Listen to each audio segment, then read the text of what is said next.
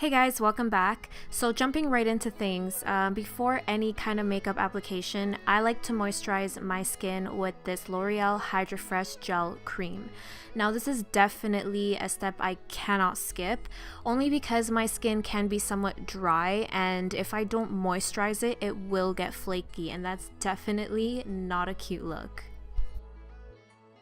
To prime my skin, I'm using this NYX Color Correcting Liquid Primer, and let me tell you guys, I just recently discovered this and I've been loving it so much. It actually corrects the redness on my skin. It evens out my skin tone and it also adds an illuminating effect, which is definitely a plus.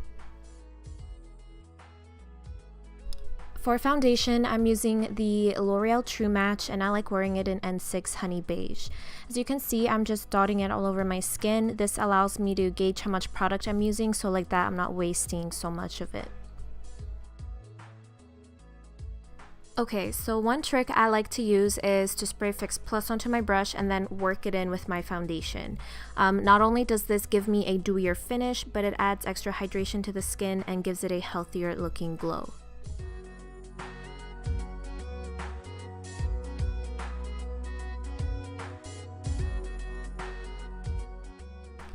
Moving on to shadow, I'm going to be using the Covergirl TruNaked Nudes palette, and the funny thing is I started off with this brush, but then I decided to switch to this one because it's a lot bigger and it would cover my lid space a lot better. Oh, and before I even forget to mention it, I'm using this matte vanilla shade as my base color, and this actually isn't a bad palette considering the price. I mean, it is drugstore. Normally drugstore palettes aren't the best, we all know that. But considering the fact that I'm going for a really soft eyeshadow look, this palette is really good because it has enough pigmentation where it's visible, but it's not too strong. To highlight the brow bone, I'm mixing these two colors together, and they're actually both shimmery shades, but one has a pink undertone, the other one has a yellow, so I decided to mix them both up just to create something more neutral. For the crease, I'm going to use this matte taupey color over here, and just again, I'm not really going for a strong eye look. I'm not really going for anything too intense. I'm just aiming more to add some definition and more depth. So I decided to go into this L'Oreal palette and grab this taupey color over here and just experiment a little. I wanted to see if I could deepen up the crease a bit, but it just didn't really seem to make much of a difference because the colors are super similar. So for the future, I know to skip out on this L'Oreal palette and leave it as it is. So I'm just reaching for this color again, and I'm using it mainly to tidy up my lid area. I want to create a clean base for my next color just so it doesn't mix up with any fallout from the crease. But once that's done, I'm going for this shimmery pinkish peach color, and I feel like it goes perfect with the look I'm trying to achieve. It's very soft, it's neutral, but it still has a feminine touch to it. And as I finish things off, I'm going to dip into this crease color again just to make sure everything's nicely blended together. As part of my last step, I'm going back to these colors just to touch up the brow bone highlights because with all the powder that was floating around, it did cause them to fade out a little. Okay, so moving on to these wicked face designs. So whenever I do this, I feel like I'm creating some weird symbols on my face, especially when I'm around my boyfriend. I feel so awkward. But anyway, moving on. As you guys may know from my last videos, I don't really wear concealer to do this. I like to wear the CoverGirl foundation, the Ready Set Gorgeous foundation, because it's a super thin formula. The shade, I believe, is in 205. I'll have to put that info in the description box below, but yeah. Basically, I just create triangular wing-like designs under my eyes. I put some on my forehead, my chin, and a line down the bridge of my nose. What I like to do is blend the outer parts first, and then I make my way inwards. Normally, I use a beauty blender, but I have no idea where mine rolled off to. I couldn't find it, so I was stuck using this brush. but this brush luckily isn't too big, so I managed to blend everything out quite nicely.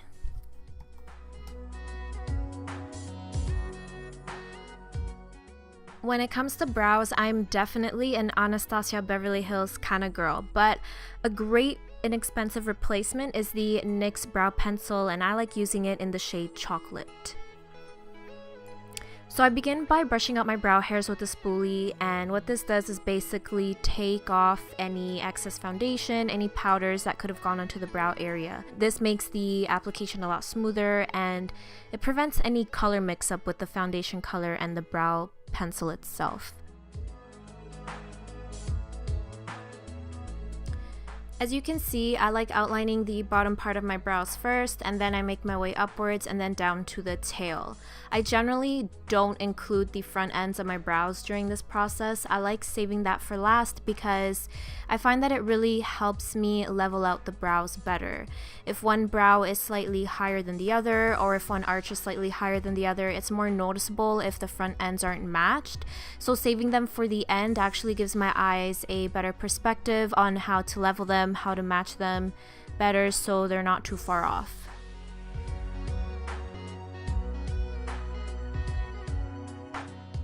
What's funny is as I'm doing this, I'm thinking to myself, wow, my brows look so bold.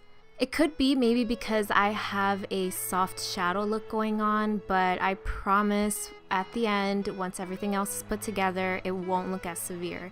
And I don't know why it looks so bold. It obviously is not the first time I'm wearing this brow color. I mean, I've been using this for quite some time, but it could just be the lighting.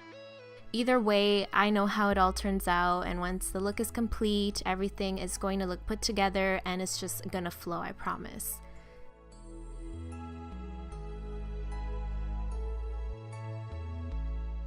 So I haven't really found a good drugstore bronzer, so for now I'm just going to be using the Too Faced Dark Chocolate Soleil to warm up the outer forehead area. And before I move on to contouring the cheeks, I'm going to use this NYX setting powder, and I'm going to just press it all over my face like this, and like that I'll have a drier, smoother surface for contouring and blush application. So again, I'm using the Too Faced Dark Chocolate Soleil bronzer, and just keep in mind my focus isn't really on creating sharp contour lines. I just wanna warm up my skin while adding extra definition to my face. Once all that is done, I'm going back to the NYX setting powder, and I'm just gonna set my T-zone area. So that includes my chin, my forehead, the bridge of my nose, and underneath the eyes.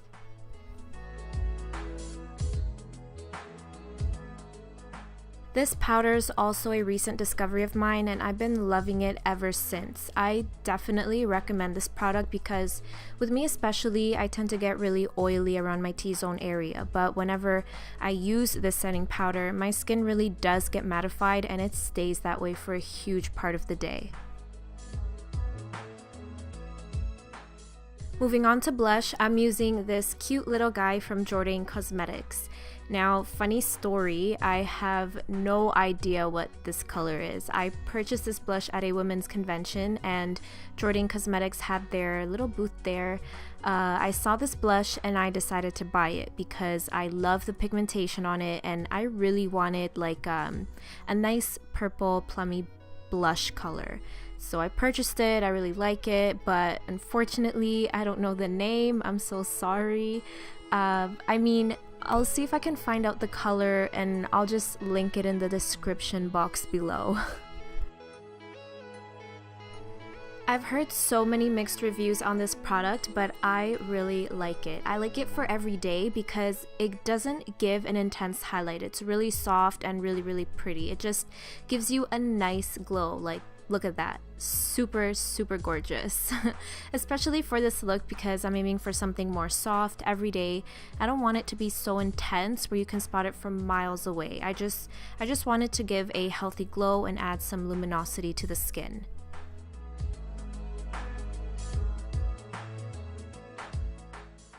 To finish things off, I'm going over my cheek area with my blush brush, and of course, no added product, no way.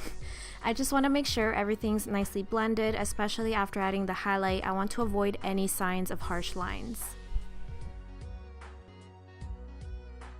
For lashes, I'm using the Rimmel London Volume Accelerator in Extreme Black. My main focus here is really to darken up my lashes because with all the powder, all the eyeshadow that's been floating around, the fallout does tend to land on them, which practically makes them disappear. But my focus isn't really on elongating them because I do plan on putting on some falsies, which aren't necessary for this look because it's a really soft look. But if I weren't wearing falsies, then of course I'd be focused on curling and elongating my lashes with coats and coats of mascara, but that's not the case. I'm just darkening them up so they blend better with the lashes.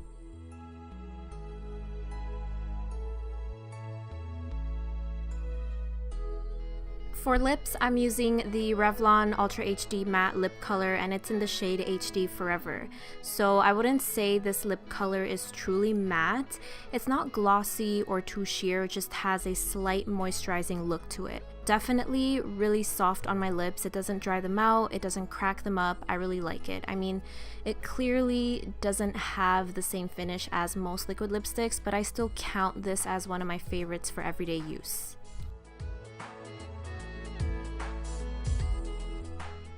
Before I top things with my MAC Fix Plus, I just want to make sure everything's blended. And then here I go, I just spray my face all over. I know the Fix Plus isn't really drugstore, but it really is the only mist setting spray that I have.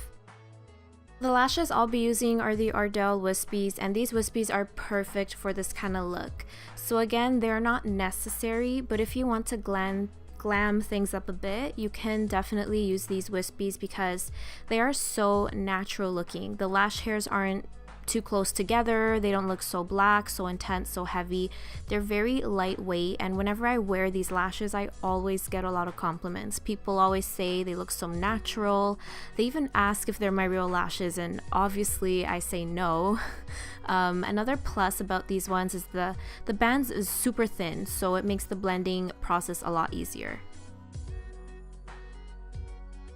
Okay, and then this is the finished product. I hope you guys enjoyed my video.